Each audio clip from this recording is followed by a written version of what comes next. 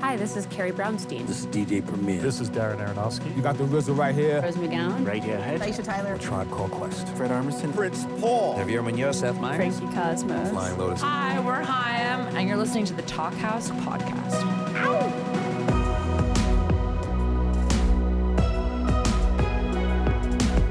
Hello and welcome to the Talkhouse podcast. I'm Josh Modell.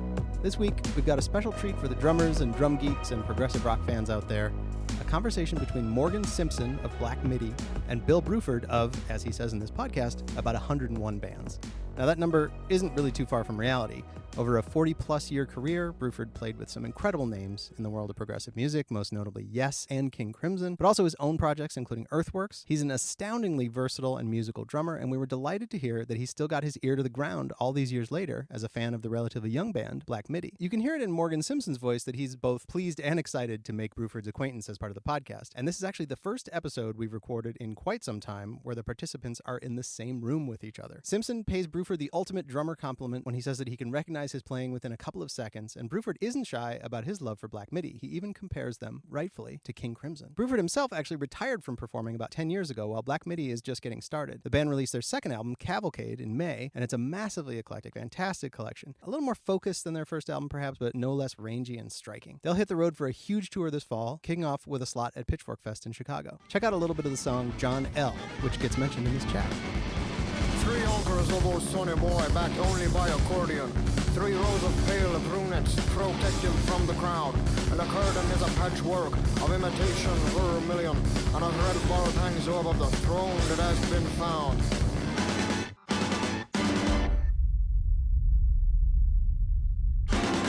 This is a scene on Main Street when John 50 comes to town. Bruford and Simpson have a lot of fun, as you'll hear, talking about other drummers like Phil Collins, Billy Cobham, as well as the similarities in their own playing. If you've never realized that a snare drum could sound like you're, quote, being slapped around the head with a wet kipper, then this conversation is for you. Enjoy.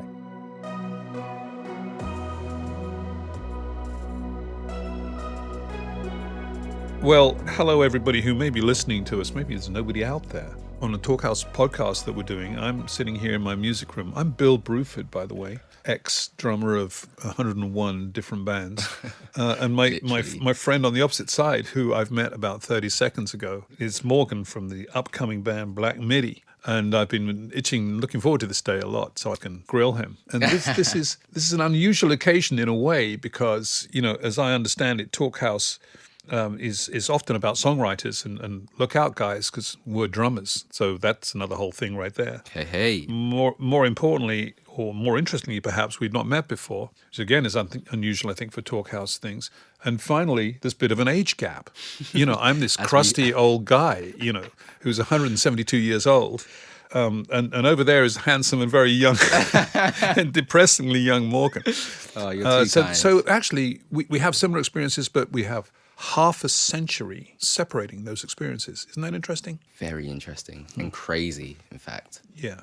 But also beautiful at the same time. Yeah, absolutely. I love speaking to guys who are coming up. I've done a lot of kind of lecturing and chatting and writing books and stuff, trying to communicate the love of drumming and the value and the wonderful stuff about drumming to younger people. I know. Drumming is such a... we're very fortunate to be able to do it. And as I said about a minute ago, you're definitely a hero of mine. Well, just to make that very, very clear. I feel very privileged and lucky to be here. Don't feel like that at all. We can soon ruin that feeling. Don't worry, we've only just started. We've only just begun. I don't know how you want to play this, but, you know, there's a couple of things I thought we could do, which is I'm fascinated to hear a bit about Black Midi's music creation process, be that rehearsal rooms and you know, making records and stuff, and also about Morgan's music creation process and how you came to be the kind of drummer and musician you are. I think the only thing we might avoid, perhaps, is a track-by-track breakdown of the new album, Cavalcade, which I've been listening to. We're very well prepared. We are, right? I've been working all last night on this stuff, and it's great. I really enjoyed the new album. Thank you. It's terrific, which I think is coming out imminently in a couple of days' time, maybe. Literally in a couple of days. May 28th. Yeah. But where to start? Well, I thought, who's John L? Is always the first question I guess you get. Tell us who John L is.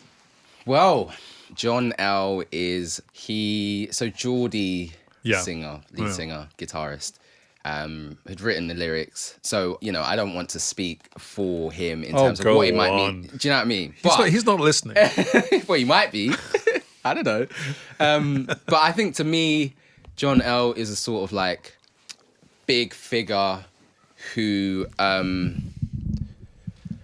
people sort of worship. You might be able to interpret that however you want. Okay. But to me, it's this sort of omnipresent figure that is the leader of... The leader, let's leave it at Or that. a leader of the world, Yeah. So yeah, a lot of people ask that question because it does cause... I mean, I think it's a great title and it doesn't mean anything specific. Yeah. Do you know what I mean? Yeah. I think the best things really have multiple meanings. Indeed, they're much more fun, yes. Yeah, exactly. So yeah, that's what John L is to me. And I love the idea of cavalcade, which is such a nice word too, in this kind of cavalcade or procession of kind of weird characters, mythical, semi-mythological, that Geordie's dreamt up. Are you involved in this, in the lyric side of the band? No. The day I sing a song, I will be, because the way we work is that whoever has an idea to sing on a song, once we have the foundations of the music, whoever is the person to be like, oh, I have some lyric ideas, is normally the person who ends up singing that song. Mm-hmm. So I see. Until I sing a song, which I'm sure will be in the near future. And you would sing the words that you had written for that song. Yeah. That's No interesting. one would write lyrics for another person. Yeah, it's interesting. Yeah. I guess there's not a specific reason for that. I think that's just been the way we've worked up until now, is that, the lyrics should come from the individual who's singing, because maybe in the future we'll write lyrics for each other. There's the classic old question always asked at around this time of these things: is which comes first, the music or the words? To which some of the old guys would say the check, the money, or the gin and tonic. Yeah. The Jameson. The music. It's a music first. It feels like an instrumental band, a bit like King Crimson. Yeah. It's essentially instrumental.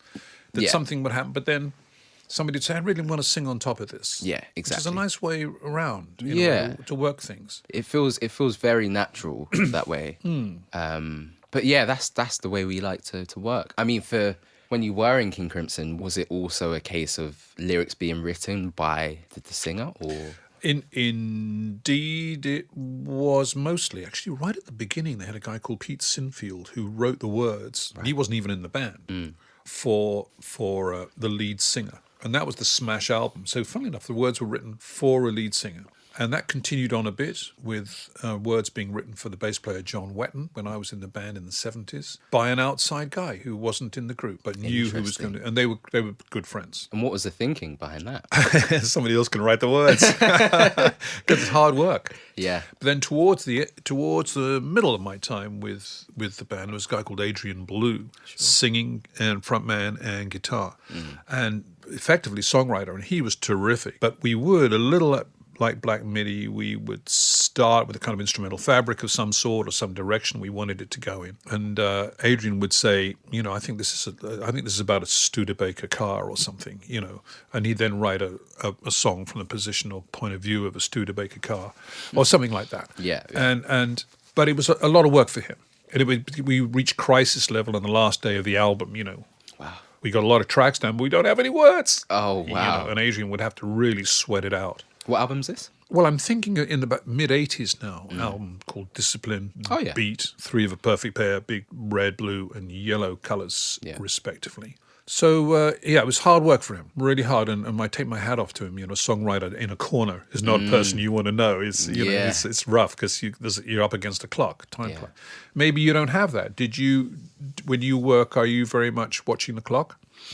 Me individually? Or Well, the band, thinking this is costing. I think that's the one. I mean, as I was saying to you before, like we have very many privileges being in the band that we're in. But I think one of them is that we've never really felt any time constraints. We've never had... That's unusual. Yeah. In commercial studios?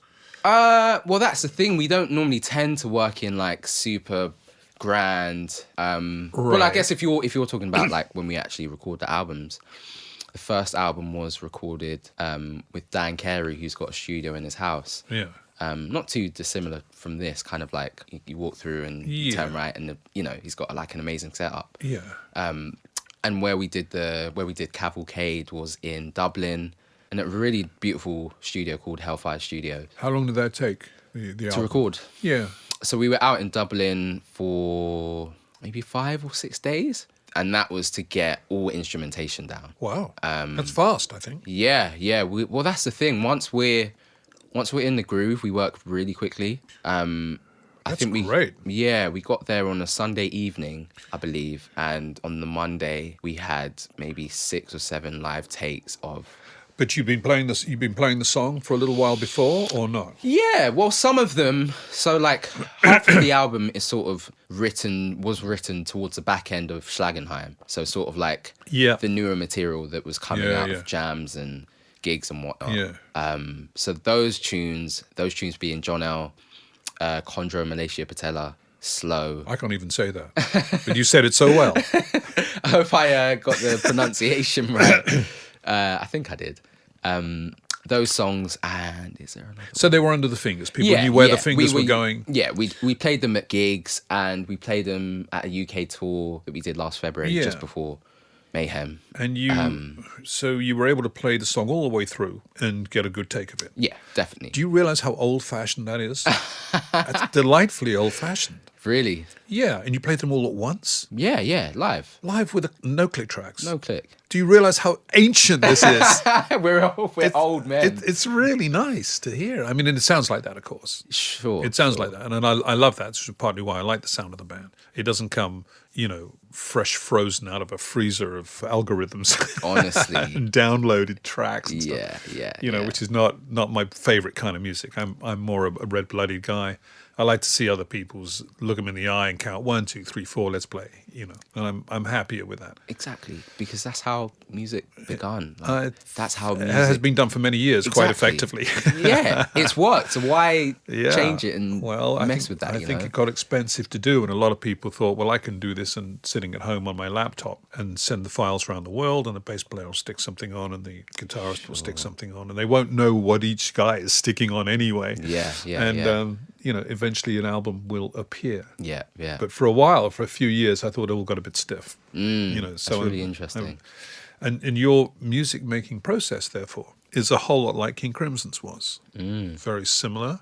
Although I came in, from a drummer's point of view, I came in at the beginning of automation. Yeah. So suddenly there was a thing called a drum machine, and everybody thought that was great. Yeah. Wow, because now the drummer will play in time. Great. And so that worked all right for a bit. And then a computer came in and suddenly people could start to move bass drums about and take the snare drum and turn it into another snare drum. Yeah. And pretty soon all hell broke loose, and the album budget went through the roof because we were forever selecting a better hi-hat sample or something dumb like that. Yeah, it's crazy, isn't it? It is. Yeah. So you're doing it really the best way is to learn where your fingers go, to practice it enough, play it on some people, try it out, road test it. Exactly. Come in and play it. Yeah, because that's how... Wow, what a sensible band you are.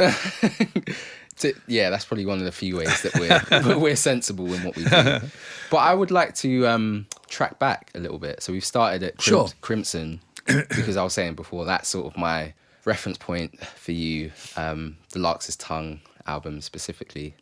And I didn't actually realise that you played on like all those Yes records as well. So until 4 or 5 before King Crimson. Yeah, correct. So I'd just like to track back and ask what was the coming about of being in Yes. Well, that was really my first band ever, really, and we were very young, 18, 19. Maybe the oldest guy was 21 or 22, something like that. That's crazy. And also from very different parts of the world, different parts of the UK. So the leader of the band, John Anderson, was from Accrington, up north. And I'm very much a southern guy. I could barely understand what he was talking about. Bill, could you just play like a backbeat? What are you saying? And a very wide range of musical expertise, too. So we had a Royal Academy keyboard player, Rick Wakeman, who was terrific. And he could do all kinds of clever harmonic stuff, which would get you from A to B. Sure. So you have two really ill-fitting parts, A and B, or A and C, and you'd say, Rick, I want to play this and I want to play that, but they don't go very well together. He'd say, leave it with me. And he'd just find you a little harmonic thing, and it would change key and modulate, and before you knew it, you were in the sunny uplands of Section C, just where you wanted to be. Wow. And how would that come about? Would he go away in his own time? No, this is all horrible sitting around in rehearsal rooms. Okay. Come on, Rick, sort it out. So it was done like that. And when I was young, my first record was at Polydor Records, and they gave me a pair of headphones to listen to, and I didn't realize that you could that you could have the instruments could go up and down in the headphones. Wow. I didn't really realize that until towards the end of the album. So for most of the very first album I made, I had a screaming guitar player in one ear and the reverb of a vocal in the other ear, and almost nothing in between, and it was pretty horrible until somebody said, so we didn't know what I didn't know what a recording studio was. Wow. I just went straight into one. That's so interesting. And how did you meet the guys? I answered an advertisement in the newspaper of the day called The Melody Maker. Maybe I put an ad in The Melody Maker, I think, and said, great drummer, brilliant drummer. Best drummer around. Best drummer in town wants work. And damn me if John Anderson and Chris Squire, who had just got together that day, didn't kind of call me and say, we've got a gig this evening, let's go and play that. And we played In the Midnight Hour by Wilson Pickett. Wow. For about 20 minutes, because it was about the only song we knew. Wow. Whereabouts was that? Rachel Macmillan's College, Deptford. Wow. I don't know. I haven't said those three words for a long time. So that's where it was. Wow. And it was very scrappy, and it was... I think a huge difference is that everybody's very professional these days. Your manager, Max, even Max over there, he's very... Max is doing the sound. Thanks, Shout out, Max. Max is very professional. Everybody's very professional. They know what they're doing. In my day, we were inventing the entire music business. Sure. Right after the Second World War, there was just a few records and dance bands and things and a bit of skiffle music. But then came rock and roll, and past the Beatles and up to and including the Beatles, nobody knew what they were doing. They didn't know what a stadium gig was. Nobody had done one of those. Nobody really knew what a record deal was. Everybody was making it up. My first record deal was about 4 pages long, and I don't think I read it anyway. And I was too young to sign it. So, everything was illegal. Everything was illegal. Yeah, yeah. And nobody knew anything about publishing or songwriting. So we learned the hard way and often very messy way. That's so interesting. Because I feel like there's such a beauty in, I feel like the fact that people were making it as they went along really informed the music, because they really did. It really did. Also, we decided we wanted to write really long pieces. So unlike Black Midi, we weren't necessarily able to play the entire tune all the way through from beginning to end because it hadn't been written. Right. So we'd write in the studio. So we'd have a great 24-bar passage, which we all thought was great, and then we'd down tools. Okay, what happens next in this story? Right. Then somebody would write, joined together by Rick Wakeman. Somebody would write another 24 bars, and off we'd go and play that. Actually in the studio? Yeah, yeah. Wow. Having edited, and then we'd edit it together. Everything was tape splicing. Wow. 2-inch tape, that thick, and carefully, you have to do it carefully. And you'd edit things together. And then you go and play, you'd break down the equipment, go and play a gig in Scunthorpe, come back, set the drums back up again, hope you got the same sound or something similar, and do section 4, And eventually, at the end of the whole thing, you'd say, oh, that's what the song is. Now we can play it all the way through. Wow. Interesting, isn't it? So interesting. So when you played the master tape back, it would go around like this, and every time I clicked my fingers would be another edit. Everything was done by tape editing. Wow. Very slow and laborious.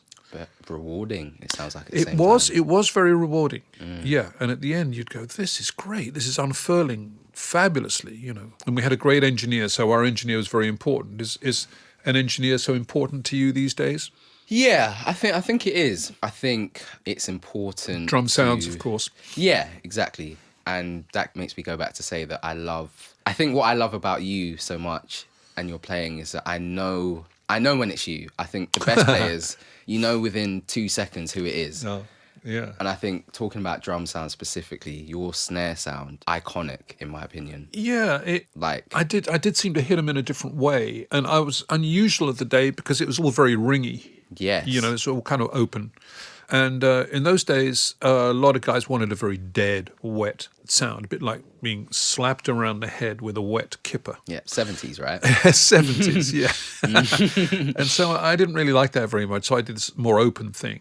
But actually, and I used many different snare drums, and I never spent more than 30 seconds tuning up a snare drum. Right. So it wasn't the drum itself, it's the way you hit it, as you 100%. probably know, as you obviously know. And why am I saying this? Because I wanted to say that I don't think it's necessarily so much, it is partly the sound, but it's also where I placed the beat. Yes. It's there weren't many guys who wanted to place it. I wasn't doing backbeats. Sure. You really weren't. Let's put it like that. You definitely were not. You Although were I love doing backbeats, something- nothing wrong with backbeats, but I was just trying to stand out, just trying to find my own little patch. For sure. Everybody else is playing backbeats. I've got to find something else. And I think that's something that I take direct inspiration from you about, is that when I'm thinking about drum parts, it's not to say that I think, oh, what would Bill Bruford do in this situation? But I feel like backbeats are the cornerstones of modern day drum beats, right? Yeah. And I really try and consciously to veer away from that. And I think now I'm naturally at the point where I don't instantly go and play a backbeat because Yeah.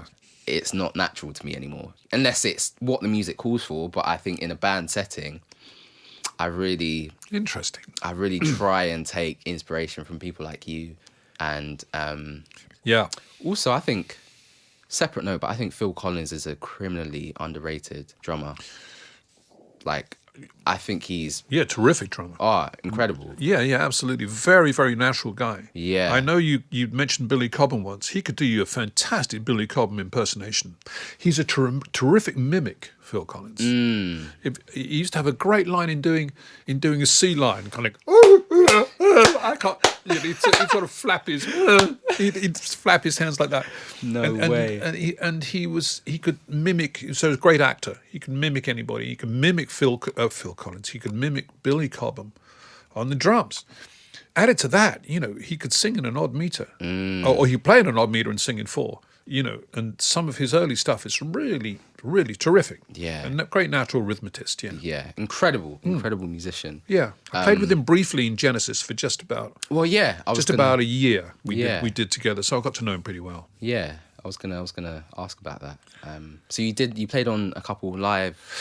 Albums, We did right? a tour for 6 or 9 months, excuse me, and inevitably there was some live recordings. But again, bear in mind that to make a live recording was a massive affair. You needed trucks and searchlights and crews of people, and you know, it was very expensive to make a live recording, which is why we guys had very few live recordings. Yeah. Now, of course, everything is recorded, and beautifully so, and everybody has everything. But for us to make a record was an expensive, complicated thing, so you never had any excess material in the studio. Very few rough takes, you know. But I think that's something that is a bit lost nowadays. I think the fact that it was a lot of admin to record a live show, you know, pre-80s, Yeah. meant that, like you were saying, there's no excess, and it means that Oh, fat. yeah. Yeah. When I feel like when a musician has that in mind, you have to execute. You do. You know, you can't rely on, oh yeah, we can record it again and again and again. Yeah. It's like, you know, that's why I think the best musicians came from the 50s to the like 80s. That sort of period is when you had to perform. You couldn't rely, of course, technology is a big factor as to why you would be able to redo things. But I think, you know, when I hear live recordings now, a lot of them are like Spotify sessions and YouTube sessions, and it's like there's no, you know, to me the idea of doing a live recording is to sort of maximize the beauty of music being played in front of people, not someone with their acoustic guitar sitting in an office in London Bridge in YouTube's like head office. Like that's to me, Yeah, that's not appealing Yeah. at all. And there was always Pro Tools, of course, Yes, so exactly. all that double bass drumming from all that stuff is gridded out on Pro Yeah, Tools, exactly. which folks who are listening is a kind of music software program which can make you sound great. The best ever. Yeah. And get rid of all your mistakes. You see, I like mistakes. I'm too. perfectly okay with mistakes. Me too. I You love ever know- mistakes. Did you know Tony Williams? Did you ever get to hear Oh. Tony Williams' stuff? I love him. I mean, Tony Williams was one huge mistake from the beginning to the end, and it was the most exciting thing in the world. Exactly. He'd reach for things, figures on the drums, and click sticks all the time. The sticks would hit each other all That's the what I time. love about Billy Cobham as well. You hear his click stick. Yeah. All But the it's time. all right. We've got Pro Tools. We can edit out the mistakes. No. Don't edit out the mistakes. That's what it is. That's what makes it, right? It's funny, isn't it? Yeah, it's so funny. Even talking about Tony, I was watching a video of him in Miles's second quintet. So him, Herbie Hancock, Ron Carter, Yeah. Wayne Shorter, and they were playing Agitation, I believe. Yeah, I know. Yeah, amazing tune. But it's this gig in France somewhere, I think. It's on Herbie Hancock's YouTube. And they all kind of walk out on the stage. They're all being introduced, which I think is also a really cool thing that doesn't really happen anymore. Yeah, get that back in your band. Do you know what I man. mean? Yeah, on drums. Yeah, we Yeah. have so-and-so. Absolutely. I think that's really, really epic. But they're all walking on, and of course, they all look cool as fuck. Like, Yeah, in their yeah, suits yeah. And Yeah. suited and booted. And Miles Tony's walks on. looking about 16 or 17 years old. Well, I think he was, 67, so he would have been 23, 22? Oh, really? Maybe? That kind of age, yeah. Yeah. Very young. Incredibly young. And they all walk on. Miles comes on last, literally plays like one line, and they're all in Yeah. straight away. Like, Yeah. they're all at the point that you'd normally reach in a gig, maybe like an hour in. Yeah. And they're just there, you know? Yeah, I think, yeah. But there's so many mistakes as well. Like, Ron's still tuning up, like in the first tune, because he literally did not have time to do all of that. And I think Yeah. those are the beautiful Yeah. things that really There's something make about music breathing too. So I sort of I don't resent. I mean, I had to work with the arrival of the computer. Sure. And oscilloscope time, where it's got to be perfect. Yeah. And we'd get stopped in the mid-'80s. You'd get stopped after playing about 2 bass drum notes, and somebody would say, drums, click, over the intercom, drums, we got a problem, and the second bass drum note is 16 milliseconds late, and you go, we haven't played any music yet, Wow. And you'd get stopped all the time. So who would say that? The Well, producer? the producer. Yeah, the producer doing sessions or in some band stuff for the guys who got very keen on computing. And so it made absolute misery for the drummer, Oh, gosh. because after a while you couldn't play anything because you were pretty sure it would be 3 milliseconds late. But he's reading it off some graph somewhere, So it's pretty rough for guys like me who grew up with what we might call orchestral time, where we thought, I was the conductor with a pair of sticks, and if I thought the music needed to go forward a bit, then I would make it go forward a bit. 100%. And if it needed to slow up or cut back on the beat a bit, I would do that. And that breathing, as we thought it was, got kind of ironed out with the new machines. So that was one of the big navigations that I had to go through in my career. Yeah. But I got much better. My timing got much better as a result. to say that. Bill can actually play in time. That's Hooray! good. All right, at last. Hey, Talkhouse listeners, we want to tell you about Sound Opinions, a podcast that brings you explorations of the latest in the music scene and historical perspectives on the current trends in music. Each week, join Jim DeRogatis and Greg Kot as they dissect new albums and revisit some of the classics. They also interview artists from every background and genre you can think of and share some of their under-the-radar favorites. These guys have spent over 20 years hosting this show, and it has been incredibly fun to listen to how they're continuously keeping themselves in learning mode as music continues to evolve. And they also strongly believe that everyone should let out their inner music critic, so their community is a valuable place to connect with other music lovers. Check out Sound Opinions today on your favorite podcast app. There are lots of similarities in the way both King Crimson and Black Midi have made music. But it's funny that there's been a 50-year gap between us, and in the 50-year gap has been a lot of stuff I don't think either of us particularly liked. Whereas you're doing something very similar to King Crimson in its music-making process, and we like Black Midi, very similar. But there's this vast gap where the computer has come, and it's kind of going a little bit. Yeah. Yeah. I definitely agree. I mean, you can kind of hear it in sort of the pop charts in the past couple of years, like 70s-esque sounds have started to come back. Yeah.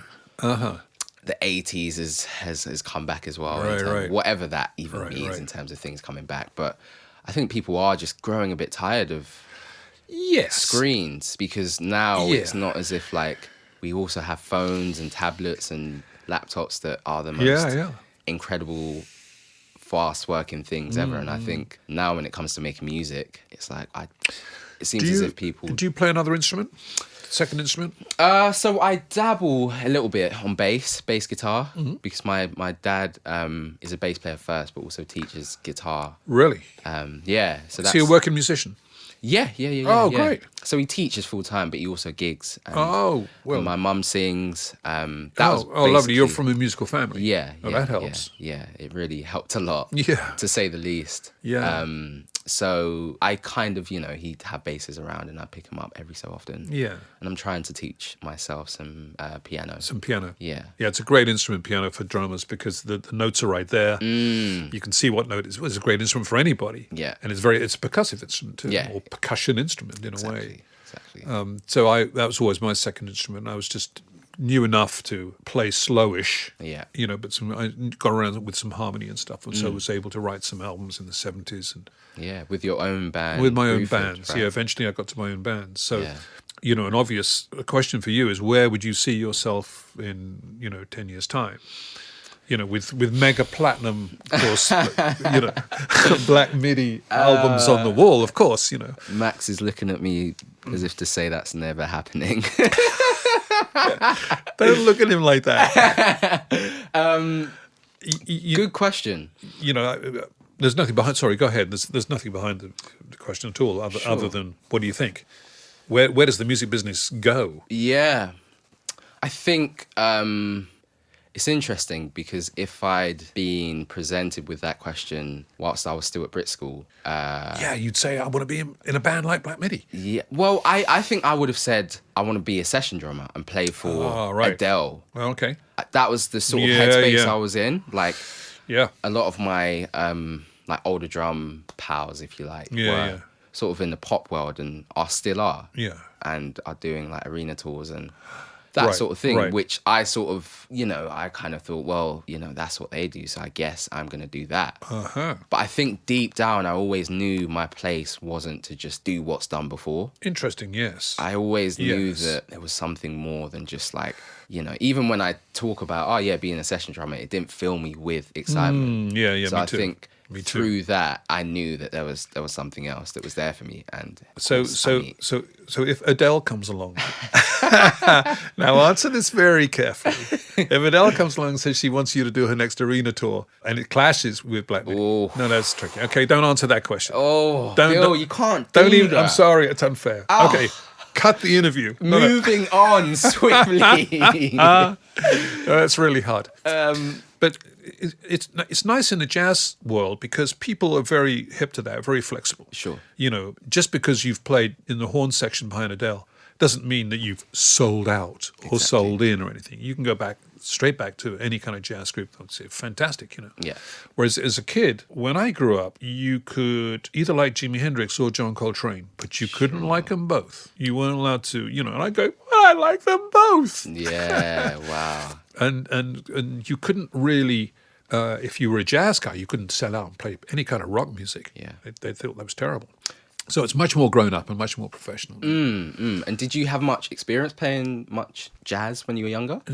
Jazz is what I grew up with, and as a kid, that's what I started going ting, ting, ting on a cymbal. Cool. But then fell straight into, as everybody would in 1968, you fall straight in with Hendrix and all those guys, Yeah. rather than the, at that time, not great British jazz scene. So I just fell into that, and one thing led to another. But all the time for about the first 2 years of Yes, I thought we were in a jazz group. But that's okay. I learned. I got there in the end. You changed. Wrong and strong. Yeah. As they say. Wrong and strong.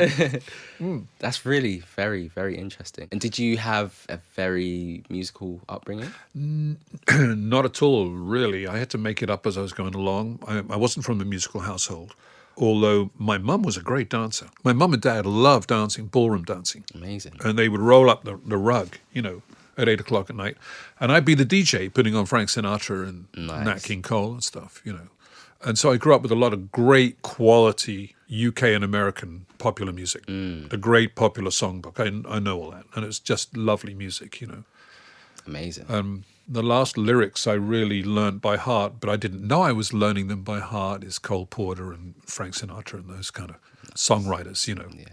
And you would just absorb that stuff like blotting paper. And then eventually Elvis Presley came, and Scotty Moore and Heartbreak Hotel and all that stuff. And you go, what is this? And eventually drums. So what did you think when you saw or heard Mitch Mitchell? I thought it was Elvin Jones playing with, you know, had that sloppy left-hand technique. Yeah. Playing with Hendrix. But he was just the drummer of the Riot Squad. He was a studio guy, really, Mitch. And again, a crazy world of nobody knowing really where this was going. And I liked him. Everybody thought the bass player was terrible, and he was. Who was that guy? I've forgotten. Noel Redding. Noel Redding, bless him. I love you, Noel, but you were terrible, and that's all right. And that's Damn. okay. So, and then after '68, you could make it up. You could do anything you wanted to. Absolutely. We thank the Beatles for that, you know, because you know, George Martin took Ringo Starr's drum kit, put cloths, mutes all over it, and tin cans on top of it, recorded it backwards through a compressor and stuff. And anything then went. Any drum sound could be anything you wanted to, you know. And so I was pretty quickly hip to the idea that a drum could be anything you struck, any kind of sound, really. And it seems as if you were one of the first drummers to embrace the idea of electric drums as well. Yeah, I did jump on it. Yeah. I did jump on it and had some good mileage, but it was a sweat. I bet. It was a sweat because the equipment was rough, and it would always pack up, break down on you, which is brutal. Yeah. Especially if the only instrument you have is electronic drums. There's no backup. There's right? no backup. And that happened to me at a huge stadium gig in New York, Madison Square Garden. Wow. With And my entire electronic set packed up. At the beginning of a drum duet with Alan White, this other drummer, on the other side of the stage. It's a circular stage. He's about 15, 20 meters away over the other side of the stage. It's a drum duet. Nobody else on the stage at this point. oh my god. Arc lights and spotlights from hell. And I'm left with some cymbals and a hi-hat. Boy, I thought of some good stuff to play on cymbals and hi-hat, though. And he covered very well, so it was great. Wow. But no, don't go down the road of electronics only, because it's rough. I definitely won't now after you saying that. But do you do anything with electronics?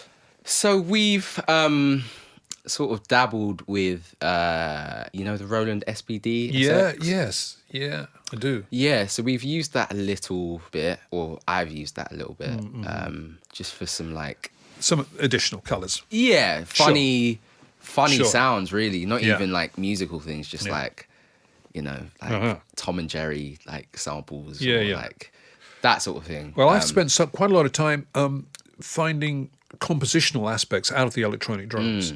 So you configure some kind of tintinnabulation of percussive sounds of some sort, electronically generated. Yeah. Which everybody else in the band loved. Yeah. And they'd all stop drinking coffee and go, what's that? And when the other guys stopped drinking coffee and say, hey, I want to play with that. Play that thing again, Morgan. Yeah. I want to play that, And when you have stop drinking coffee and go, what's that? And when the other guys stop drinking coffee and say, hey, I want to play with that. Play that thing again, Morgan. Yeah. I want to play that, Then you've got them. Yeah. And when you have 18 or 20 compositions, eventually over a long time, that can exist only as a function of the fact that it's an electronic drum kit, and you need those instruments and that configuration, otherwise the song doesn't exist, then you've really got it. Yeah. And we had a few songs like that in King Crimson, and they were great. And all the agony, it made all the agony worth it. Yeah. When you knew there was no one else on the planet doing that right now, and that was the most original thing, it's lovely. Yeah, I bet.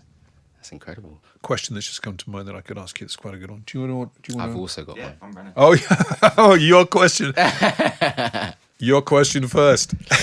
Right. So. Oh no. Make it easy. I got a really tough one for you. Okay. This is pretty easy. Actually, no, very tough considering the amounts of people that you played with. But Who was your favorite group of musicians to play with, or favorite project that you played in, and why? Oh, lots of possible answers to that, because everything's so different. And, Yeah, I thought that might be the answer. But I do have a clear winner here, which is, for me, it was the 1980s King Crimson. We had a band, a quartet only, for 4 years or so, 3 albums, I think, and maybe a couple of live. And I thought it was great. It was just, I was in my element there. And a very small group, just 4 guys. And we had a plan, we had a scheme, we had a mission, we knew what we were doing.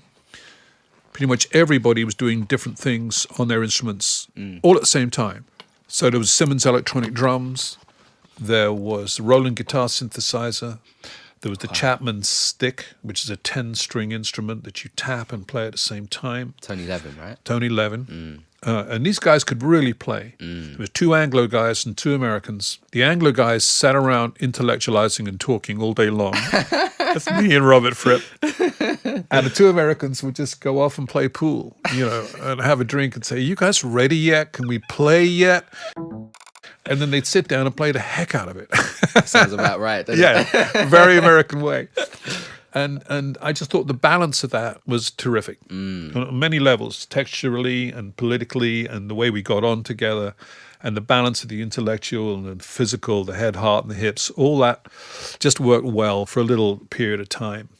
So that would be my favorite. And Adrian, also, I loved his singing. He was one of those guys you hardly needed to monitor the vocal. He just had, his voice had those kind of frequencies that would just cut. And in the middle of almighty hell, you could hear his voice. It's just the clarity of his, something in the voice, I think. And probably singing consonants, pronouncing the words, Yeah. So that was a great band. That's really interesting. So that for me is, in a way, is what success looks like. If I was to ask you, and this is my question, what does success look like for you? What would you say? I mean, you might say right now.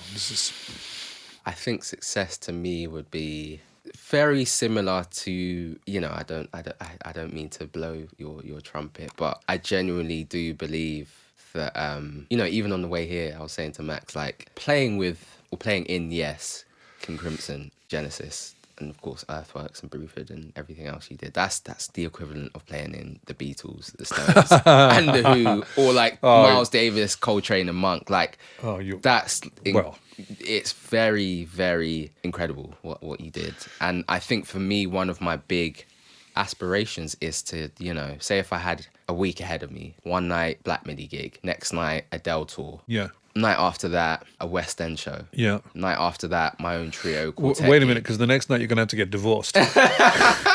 Because your kids haven't seen you. This is coming. Your kids haven't seen you and your wife is pissed. Well, yeah. So, okay, we'll factor that in. Definitely. But I know what you're saying. Yeah, do you know what I mean? I want to play everything and anything that I can. Yes. Yes. That's what success looks like to me. You have to make choices, though, eventually. Yeah. And something that you think you might really like, you say, well, I'm going to just have to take a rain check on that or do that another day. If you're... But to be wanted, I think, is a lovely thing, too. Hey, let's get that guy who plays in Black Midi. Yeah. We'll have him. Yeah. And Americans are very good at doing that, too. For sure. So if you start rising up in the States, the phone will start ringing. And people say, we need, unusual people will call you because you're the drummer in King Crimson or the drummer in Black Midi. Sure. And you go, yeah, this is a learning situation. I've never played with this guy. He wants it right now. It's a reading thing. I don't know how your reading is, but... Not great. Yeah. And it's a quick reaction thing. I'm out of my depth here, but let's do that. Yeah. And I did that with several people, and it's a lot of fun. A lot of fun. You learn so much, of course, when you're playing out of your depth. Exactly. That's when you're pushed, and that's when you grow. Yeah, absolutely. I think my final tip to any musician is that at least once every 6 months you should for sure put yourself in a musical situation where you absolutely do not know what to do. Yeah. And then you do something. Totally. And you find something. And that's the way it goes. Sometimes people ask me for that kind of tip, and I think that's a good one. Yeah. You can't that's always great. play, something you're dead they're familiar with. Yeah. What's your tip for young drummers coming up? Oh gosh. There are people behind you, you know, even though you're so know. young. There are probably great guys right now, age 16. Oh, definitely. There's loads of them. I know Oh, that for no. sure. No.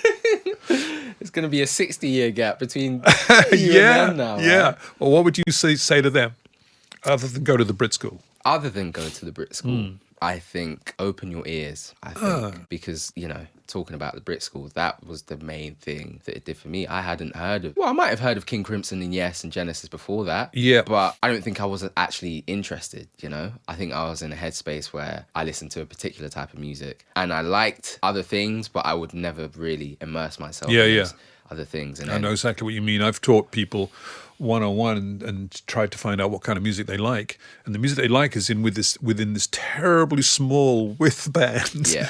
And it stretches from about, 2013 to 2015. And that's Something it. like that. And that's it. And you go, is that the whole of music for you? Amazing. Honestly, and that's, meeting Geordie and Matt and Cameron just opened my ears up so much. Yeah, that's great. Like, I think just really, it's so cliche, but cliches are there for a reason. I think just try and listen to as much and as many different types of music as you can, because it's only going to be more weaponry for you to develop To a draw voice. upon, And but become an individual. Yeah. Because I think that's definitely something that maybe isn't as common as it used to be, because you could argue there's almost too many resources where people can pull information from, like YouTube or just the internet. And it now means that people are unable to pinpoint what they really want to do and want to chase. And therefore you just end up sounding like loads of people, but not yourself. There you are, young drummers. You heard it from Morgan right there. That is the truth. And he's sitting here in my room and he said that. I think we should wrap it up, Morgan. What do you say? Definitely. Do you think we've bored our listeners enough I hope to not. death now? I hope you guys are still awake, but Wake up at the back. wake up. Thank you, Bill. That was an Pleasure. absolute pleasure. Great fun. Nice to meet you. Yeah, you too, man.